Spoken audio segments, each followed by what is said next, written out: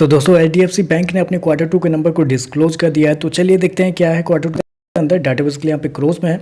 External number ये देखते हैं क्योंकि मार्केट की जो उम्मीद है कंपनी के एक्सटर्नल नंबर के साथ है, तो इसी को देखते हैं। तो देखिए पिछले क्वार्टर में कंपनी ने 83,701 करोड़ का टोटल इनकम जनरेट किया था। पिछले साल देखें तो 78,406 करोड़ के आसपास, जबकि अभी देखें तो बढ़ के 85,499 करोड़ आपको जाता हुआ देखने को मिला। तो साल दर साल देखें तो साल दर साल कंपनी की टोटल इनकम के अंदर एक अच्छी खासी तेजी आपको देखने को मिल रही है। लगभग बोल सकते हैं 9% के आसपास का जंप है कंपनी के टोटल इनकम के अंदर साल दर साल। वहीं अगर क्वार्टरली बेसिस पे जाते हैं तो क्वार्टरली बेसिस पे कंपनी के टोटल इनकम के अंदर एक हल्की सी तेजी आपको देखने, लगभग बोल सकते हैं 2% के आसपास का जंप आपको देखने को मिला है। तो क्वार्टर साल दर साल कंपनी का टोटल इनकम आपको बढ़ता हुआ देखने को मिला है। कंपनी का इंटरेस्ट इनकम की बात करते हैं तो देखिए पिछले क्वार्टर में 73,033 करोड़ कंपनी जनरेट किया था। पिछले साल 63,698 करोड़, जबकि अभी देखें तो बढ़ के 74,016 करोड़ के आसपास आपको देखने को मिला। तो कंपनी का इंटरेस्ट इनकम भी देखें तो आपको साल दर साल क्वार्टर बढ़ता हुआ देखने को मिल रहा है। चलिए कंपनी का एनआई क्या है वो देख लेते हैं, क्योंकि जितने भी मार्केट रिपोर्ट है जो कि आपके सामने आ चुके होंगे वो कंपनी के एनआई को लेकर थी।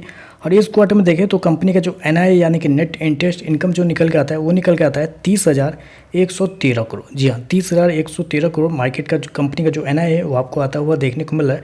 जबकि जो एवरेज अनुमान जो निकल के आता है सारे ब्रोकर का वो निकल के आता है 30,200 करोड़ के आसपास। तो आप कह सकते हैं जितना मार्केट का जो एवरेज अनुमान निकल कर आ रहा है एग्जैक्टली उतना ही है जितना मार्केट की उम्मीद थी कंपनी के एनआई को लेके। तो इनलाइन आप कह सकते हैं कंपनी का एनआई आपको आता हुआ देखने को मिल रहा है। खर्चे की बात करते हैं तो देखिए पिछले क्वार्टर में कंपनी ने 59,816 करोड़ खर्च किया था। पिछले साल 55,712 करोड़, जबकि अभी देखें तो कंपनी का जो 60,793 करोड़ के आसपास आपको देखने को मिला। तो खर्चे भी देखें तो खर्चे भी कंपनी के ऑन एन एवरेज कंट्रोल में ही आपको देखने को मिल रहा है। प्रोविजन की बात करते हैं तो देखिए पिछले क्वार्टर में 2602 करोड़ प्रोविजन में कंपनी ने गवाए थे।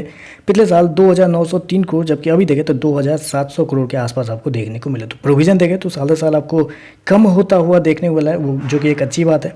चलिए कंपनी के प्रॉफिट क्या निकलता है वो देखते हैं। तो देखिए पिछले क्वार्टर की बात करें तो पिछले क्वार्टर में कंपनी ने 16,174 करोड़ प्रॉफिट बनाए थे। पिछले साल 15,975 करोड़ के आसपास, जबकि अभी देखें तो बढ़ गए 16,820 करोड़ कंपनी का जो प्रॉफिट है वो आपको देखने को मिल रहा है। तो साल दर साल जाते हैं तो साल दर साल कंपनी के प्रॉफिट के अंदर लगभग बोल सकते हैं 6% के आसपास का जंप आपको देखने को मिला है। वहीं अगर क्वार्टरली बेसिस पे जाते हैं तो क्वार्टरली बेस पे भी कंपनी के प्रॉफिट के अंदर लगभग 4% के आसपास की तेजी आपको देखने को। तो क्वार्टर साल दर साल कंपनी का जो प्रॉफिट है वो आपको बढ़ता हुआ देखने को मिला है। मेरे पास बहुत सारे ब्रोकर हाउस की रिपोर्ट है जो कि आपके सामने आ चुके होंगे।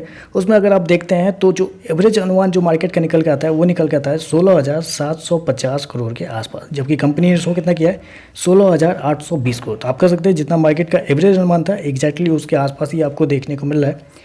चलिए कंपनी का एनपीए और ईपीएस क्या है वो देखते हैं। तो ईपीएस पिछले क्वार्टर में देखें तो 21 रुपये के आसपास था। पिछले साल भी 21 रुपये, अभी देखें तो 22 रुपये के आसपास आपको देखने को। तो ईपीएस देखें तो आपको साल दर साल क्वार्टर बढ़ता हुआ देखने को मिल रहा है। ग्रॉस एनपीए की बात करें तो 1.34 से अभी देखें तो 1.36 के आसपास आपको देखने को मिल रहा है, जबकि पिछले क्वार्टर में 1.33 के आसपास था। तो यहाँ पे देखें तो मार्केट की जो उम्मीद थी कंपनी के ग्रॉस एनपीए को लेकर वो था 1.30। तो यहाँ पे देखें तो मार्केट की उम्मीद से थोड़ा सा कंपनी का जो ग्रॉस एनपीए है वो आपको बढ़ता हुआ देखने को मिला है। जबकि नेट एनपीए की बात करें तो 0.35 से बढ़ के 0.41 आपको जाता हुआ देखने मिले, जबकि पिछले क्वार्टर में भी 0.39 के आसपास था। यहाँ पे देखें तो कंपनी का आपको नेट एनपीए आपको बढ़ता हुआ देखने को मिला है। लेकिन हालांकि मैं आपको बता दूं मार्केट का मानना भी था कि इस क्वार्टर में कंपनी का जो नेट एनपीए है 0.40 के आसपास होगा, तो वही के आसपास आपको देखने को मिला है।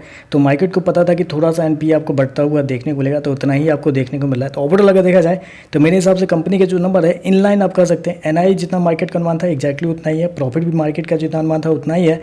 प्रोविजन भी देखें तो साल दर साल हल्का सा कम होता हुआ देखने को मिला, जो कि एक अच्छी बात है। एनपीए भी देखें तो ग्रॉस एनपीए थोड़ा सा बढ़ा है, लेकिन नेट एनपीए देखें तो अभी भी जितना मार्केट का अनुमान था उतना ही आपको देखने को मिला। तो बाकी देखते हैं मार्केट का क्या रिएक्शन आपको देखने को मिलता है।